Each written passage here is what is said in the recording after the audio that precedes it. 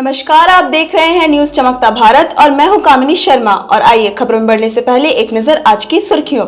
जमशेदपुर में आजादी के अमृत महोत्सव के तहत रैफ के जवानों ने तिरंगा जागरूकता अभियान चलाया। बिचौलियों ने खा लिया पैसा, नहीं बना प्रधानमंत्री आवास। लाभुक के परिजन ने विधायक संजीव सरदार और पोटका के वीडियो से की शिकायत। सावन की दूसरी सोमवारी पर शहर के विभिन्न शिवालयों में कई तरह के कार्यक्रम का आयोजन किया गया, जहां इसी कड़ी में जुगसलाई स्थित सार्वजनिक काली शिव मंदिर में छोटे छोटे बच्चों के बीच चित्रांकन और शंख प्रतियोगिता का आयोजन भी किया गया। और खबरों में सबसे पहले बात करेंगे जमशेदपुर में आजादी के अमृत महोत्सव के तहत रैफ के जवानों ने तिरंगा जागरूकता अभियान चलाया, जहां सभी को घर में तिरंगा झंडा लगाने एवं राष्ट्र प्रेम के प्रति जागरूक किया गया। बताते चले कि भारत सरकार ने देशवासियों के हर घर राष्ट्रीय ध्वज अभियान की शुरुआत की है, जिसके तहत 13 अगस्त से लेकर 15 अगस्त तक हर घर में तिरंगा झंडा लगाने का आह्वान देश के प्रधानमंत्री ने किया है। इसी अभियान को बल देने हेतु रैफ के द्वारा जागरूकता अभियान चलाकर झंडों का वितरण भी आम नागरिकों के बीच किया जा रहा है। जमशेदपुर के सेंटर फॉर एक्सीलेंस के समक्ष भी मंगलवार को यह अभियान चलाया गया। रैफ 106 बटालियन के अधिकारी ने कहा कि प्रत्येक नागरिक अपने तिरंगे को सम्मान दे और उनके भीतर देश प्रेम की भावना अधिक से अधिक हो। इसको लेकर यह अभियान चलाया जा रहा है।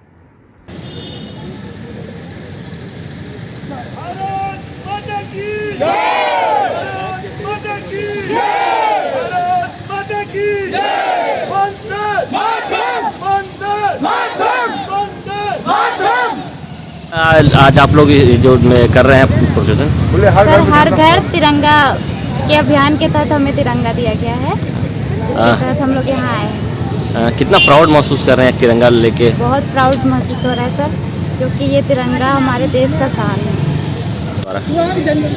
ये मैं शैलेंद्र कुमार, द्वितीय कमान अधिकारी 106 RF जमशेदपुर से। आज हमारा देश आज़ादी के 75वें साल मनाने की ओर अग्रसर है। इसी के उपलक्ष्य में आज़ादी के अमृत महोत्सव के तहत हर घर झंडा अभियान चलाया गया है।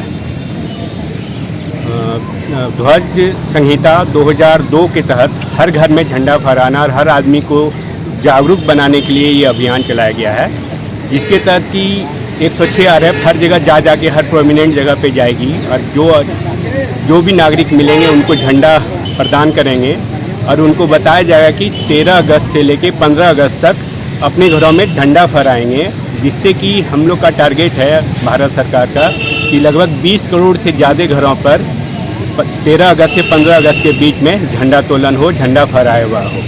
इसी अभियान को जागरूकता बढ़ाने के लिए हर एक नागरिक को झंडा के प्रति सम्मान और इसको जानकारी देने के लिए हम लोगों ने ये अभियान चलाया है। जमशेदपुर पूर्वी विधानसभा क्षेत्र के बारीडी सामुदायिक भवन में 73वां वन महोत्सव मनाया गया, जिसमें बतौर मुख्य अतिथि विधायक सरयू राय ने शिरकत की। कार्यक्रम का संचालन करते हुए जमशेदपुर प्रमंडल की DFO ममता प्रियदर्शी ने शहरवासियों को वन महोत्सव की शुभकामनाएं देते हुए कहा कि इस साल मानसून सत्र में जमशेदपुर वन प्रमंडल ने 45,36,219 पौधे लगाने का निर्णय लिया है, ताकि प्रधानमंत्री नरेंद्र मोदी का 2027 तक जीरो कार्बन उत्सर्जक देश बनने का सपना साकार हो सके। DFO ने बताया कि इसके लिए अलग अलग स्रोतों पर काम किया जा रहा है। शहर के जलाशय एवं जल स्रोतों जैसे नदियां, तालाबों इत्यादि को साफ सफाई कराने की भी तैयारी शुरू कर दी गई है। साथ ही जाहिर थान के सौंदर्यीकरण का भी लक्ष्य निर्धारित किया गया है। उन्होंने बताया कि इन सब उपायों को अपनाकर प्रधानमंत्री का सपना साकार किया जा सकता है और प्रकृति को संरक्षित भी किया जा सकता है। वहीं बतौर मुख्य अतिथि कार्यक्रम में शिरकत करने पहुंचे विधायक सरयू राय शहर के बीचों बीच वन महोत्सव आयोजित करने के लिए वन विभाग के प्रयासों की सराहना कर रहे थे और कहा कि वन महोत्सव तभी सार्थक होगा जब पेड़ों की कटाई रुकेगी और नदियों में कूड़ा करकट फेंकना लोग बंद करेंगे। उन्होंने कहा कि पुराने पेड़ों को काटना नए पेड़ों का विकल्प नहीं हो सकता, इसीलिए कम से कम पुराने पेड़ों को काटा जाए, यह सुनिश्चित करना होगा। इस दौरान विधायक कार्यालय के समक्ष पौधारोपण भी किया गया। औद्योगिक शहर के भीतर में वन महोत्सव का कार्य हुआ है। 100 से अधिक पेड़ लगाए गए हैं और एक संगोष्ठी के माध्यम से लोगों के दिमाग में यह बात डाली गई है कि एक दिन केवल एक पेड़ लगा देना ही पर्याप्त नहीं है, केवल उसकी रक्षा करना ही पर्याप्त नहीं है, बल्कि अपने मन के भीतर संस्कार पैदा करना होगा कि हमारे शहर का विकास जिस तरह से हो रहा है और जिस तरह से वृक्ष पेड़ नष्ट हो रहे हैं, उनको रोककर विकास की एक वैकल्पिक योजना बनाई जाए, विकास की वैकल्पिक अवधारणा बनाई जाए और पुराने पेड़ों को काटने से परहेज किया जाए। एक नया पेड़ 50-100 साल पुराने पेड़ का विकल्प नहीं हो सकता है। तो जब तक हम लोगों के भीतर ये विचार नहीं डालेंगे एक संस्कार के रूप में कि आपकी जो जीवन पद्धति है, घर आप साफ कर लेते हैं, घर साफ करके पूरा जो कचरा है वो सड़क पर नाली में फेंक देते हैं, ये संस्कार खत्म हो और नदियाँ हमारी साफ रहें, नदियों के किनारे पेड़ लगाए जाए और नालों के माध्यम से हम अपने घर की, अपने पेट की गंदगी को नदी में भेज रहे हैं और फिर से हम उसी पानी को साफ करके पीते हैं। वो इसके बारे में सोचें। ये होगा तो नदी बहुत दिन तक जिंदा नहीं रहेगी और हमारे स्वास्थ्य पर प्रतिकूल प्रभाव पड़ेगा। इसलिए हमारे छप्पर पर, छज्जा पर, गली कोने में जहाँ भी कोई स्थान मिलता है तो प्राथमिकता के आधार पर वहाँ एक पौधा लगाने की कोशिश हम जरूर करें। कोल्हान के सबसे बड़े सरकारी मेडिकल कॉलेज अस्पताल की दशा और दिशा सुधारने की कवायद एक बार फिर शुरू कर दी गई है। स्वास्थ्य मंत्रालय के निर्देश पर जिले के ADM law and order N K Lal को बतौर प्रशासक अतिरिक्त प्रभार की जिम्मेदारी मिली है। उसी के मद्देनज़र मंगलवार को एनके लाल एमजीएम अस्पताल पहुंचे और विधि व्यवस्था का जायजा लिया। मीडिया को संबोधित करते हुए एनके लाल ने बताया कि अस्पताल के विधि व्यवस्था संधारण हेतु जरूरी दिशा निर्देश दिए गए हैं। उपस्थिति पंजी, डाइट चार्ट, आयुष्मान कार्ड संबंधित डेटा वगैरह को व्यवस्थित करने का निर्देश दिया गया है। उन्होंने बताया कि अभी रिपोर्ट मंत्रालय को भेजी जाएगी। इसमें जहां सुधार करने की गुंजाइश होगी उसे सुधार किया जाएगा ताकि मरीजों एवं उनके परिजनों को किसी तरह की कोई भी परेशानी ना हो। देखिए एमजीएम हॉस्पिटल कल ही आना था, लेकिन लेट नाइट हमको मैसेज मिला कुछ पॉइंट का रिपोर्ट मांगा जा रहा है हेडक्वार्टर से। एक तो स्टाफिंग आउटसोर्स स्टाफ्स का पोजीशन मांगा जा रहा है, कितने आ रहे हैं कितने नहीं जा रहे हैं, उनकी सर्विस कैसा है, वो सब चीज़ को लेकर के आया है। दूसरा है कि आइसोलेशन वार्ड तत्काल क्योंकि कोविड का कम होते हुए देखते हुए उसको आइसोलेशन वार्ड को अभी क्लोज रखना है और उसके इन सब चीज़ को उसका साफ़ सफाई, उसका जो स्टाफिंग का जो पोजीशंस है वो सब सारी चीज़ों को वेरीफाई करना है, इसी के लिए आए हैं। और जैसे और इसमें हम लोग चाहते हैं कि एमजीएम में जो स्थिति है या पहले से है और इसको और ज़्यादा सुधार करने की आवश्यकता है। इससे बहुत कुछ सुधार हुए हैं, लेकिन और हम लोग फर्दर और सुधार करने के लिए क्या क्या कर सकते हैं उसी का भी एक बार एसेस किया जा रहा है। सभी का सहयोग से होगा, सबका मतलब टाइटनेस से होगी। सब तो ड्यूटी करते हैं लेकिन ड्यूटी को एक तरीक़ा से करना है, जैसे अटेंडेंस लेते हैं, attendance register A shift B shift C shift का एक ही पंजी में बनता है, उसको हमने कहा कि अलग अलग पंजी में बना लीजिए ताकि उसको वेरीफाई करने में सुविधा, कोई भी आए तो तुरंत वेरीफाई। डाइटेशन के लिए डाइटेशन चार्ट वगैरह जो रहता है उसको भी हमने कहा कि अलग अलग प्रत्येक कमरे के बाहर उसको डिस्प्ले कर दीजिए ताकि जनता को पता चले कि आज हमको क्या खाना मिलना है और किस पेशेंट को किस टाइप का खाना मिलना है ना। तो उसका चूँकि अलग अलग रेट है, जनरल के लिए 100 रुपये है, दूसरे पे 125 रुपये है। तो इस तरह से हर व्यक्ति का एक जानकारी होनी चाहिए। सूचना बहुत सारा लैक ऑफ कम्युनिकेशंस रहने से भी कुछ लोग विवाद उत्पन्न होता है। चूँकि गवर्नमेंट का हॉस्पिटल है, गवर्नमेंट का हॉस्पिटल में बहुत सारा चीज़ लोग चाहता है कि सब चीज़ फ्री हो जाए, सब फ्री इलाज फ्री ये सब ऐसे। उसमें हम लोग आयुष्मान को एक्टिव किए, जिसमें आयुष्मान कार्ड है, राशन कार्ड इत्यादि है, तो उसको हम लोग करते हैं। उससे हम लोग जनरेट करते हैं डिमांड, और डिमांड जनरेट करके हम लोग आयुष्मान में क्लेम जनरेट करते हैं और क्लेम हम लोग देते हैं। ये पहले करीब 6 महीना पहले से प्रारंभ किए हैं। पहले नहीं होता, सूरज सर ने काफ़ी प्रयास किया तो उसमें पहले, उसके बाद फिर अभी है तो अभी के समय में क्लेम लोग जनरेट कर रहे हैं और उसमें ऑपरेटर की ज़रूरत होगी। हम लोग देखते हैं कि और ऑपरेटर हम लोग उसमें मैनेज करके और देंगे ताकि सभी पेशेंट का जो इसके पास आयुष्मान कार्ड है उसका आयुष्मान से जनरेट हो, ताकि एक अच्छे क्वालिटी का इलाज हो सकता है और उसके बीमारी का देखभाल हो सकता है और एक इंफ्रास्ट्रक्चर जो क्रिएशन है हॉस्पिटल को बढ़ सकता है। आप देखते होंगे आज थोड़ा साफ़ सफाई ज़्यादा दिख रहा होगा, है ना।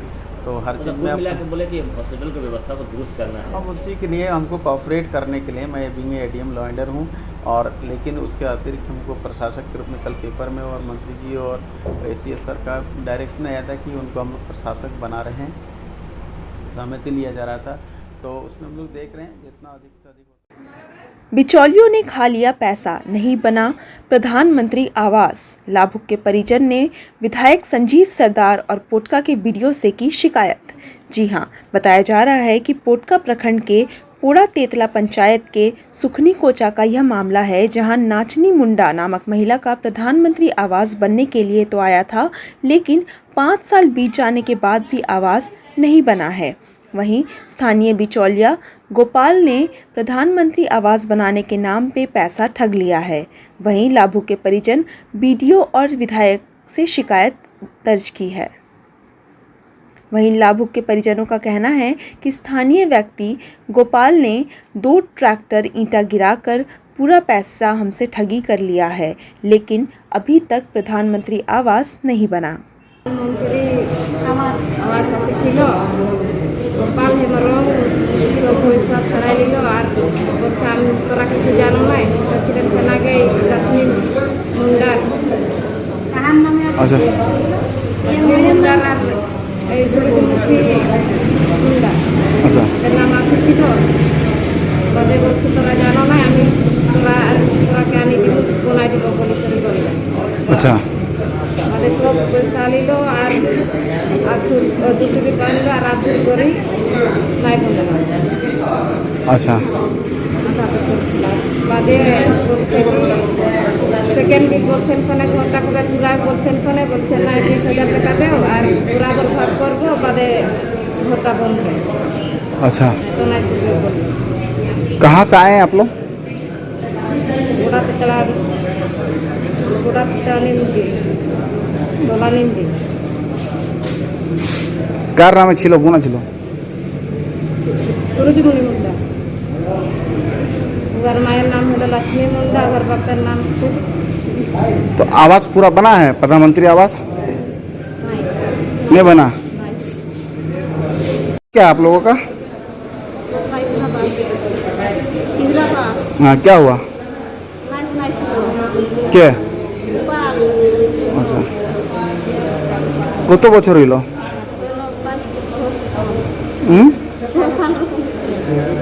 सावन की दूसरी सोमवारी पर शहर के विभिन्न शिवालयों में कई तरह के कार्यक्रम का आयोजन किया गया, जहां इसी कड़ी में जुगसलाई स्थित सार्वजनिक काली शिव मंदिर में छोटे छोटे बच्चों के बीच चित्रांकन और शंख प्रतियोगिता का आयोजन भी किया गया।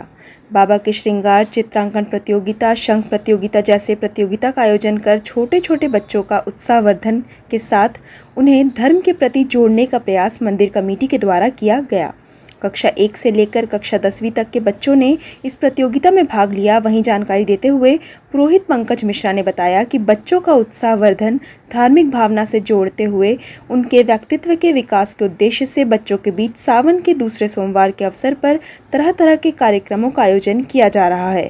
उन्होंने बताया कि विजयी प्रतिभागियों को पुरस्कृत भी किया जाएगा। आज सार्वजनिक शिव काली मंदिर छपड़िया मोहल्ला में सावन के दूसरे सोमवार के अवसर पे बच्चों के लिए कुछ कार्यक्रम रखा गया है, जिसमें उनकी प्रतिभा का भी निखार हो सके और उनमें धार्मिक भावनाओं का प्रचार प्रसार हो सके, ताकि आगे उज्जवल भविष्य के लिए उन्हें सहायता मिले और उनके व्यक्तित्व का निखार हो। क्या क्या प्रतियोगिताएं आज हों? इसमें छोटे बच्चों के लिए ड्राइंग पेंटिंग का कंपटीशन रखा गया है, और साथ ही में शंख बजाने का और आरती भजन का कार्यक्रम भी रखा गया है, जिसमें बच्चे अपनी प्रतिभा का उत्साह के साथ प्रदर्शन करेंगे। कितने उम्र के बच्चे लोगों ने आज इस ये प्रतियोगिता में हिस्सा लिया है? इसमें क्लास 1 से लेकर क्लास 10वीं तक के बच्चों को मौका दिया गया है, जिसमें छोटे बच्चों की संख्या बहुत ज़्यादा है। इससे पता लगता है कि उनमें उत्साह बहुत ज़्यादा है और आगे उनके द्वारा जो है बहुत अच्छे व्यक्ति निकलेंगे। आपका शुभ नाम? मेरा नाम पंकज कुमार मिश्रा। चलते चलते नजर डालते हैं आज की सुर्खियों पर। जमशेदपुर में आज़ादी के अमृत महोत्सव के तहत रैफ के जवानों ने तिरंगा जागरूकता अभियान चलाया। बिचौलियों ने खा लिया पैसा, नहीं बना प्रधानमंत्री आवास लाभुक के परिजन ने विधायक संजीव सरदार और पोटका के वीडियो से की शिकायत। सावन की दूसरी सोमवारी पर शहर के विभिन्न शिवालयों में कई तरह के कार्यक्रम का आयोजन किया गया, जहां इसी कड़ी में जुगसलाई स्थित सार्वजनिक काली शिव मंदिर में छोटे छोटे बच्चों के बीच चित्रांकन और शंख प्रतियोगिता का आयोजन भी किया गया। शहर के प्रमुख खबरों के साथ जुड़े रहने के लिए देखते रहिए न्यूज चमकता भारत। अब दीजिए इजाजत, नमस्कार।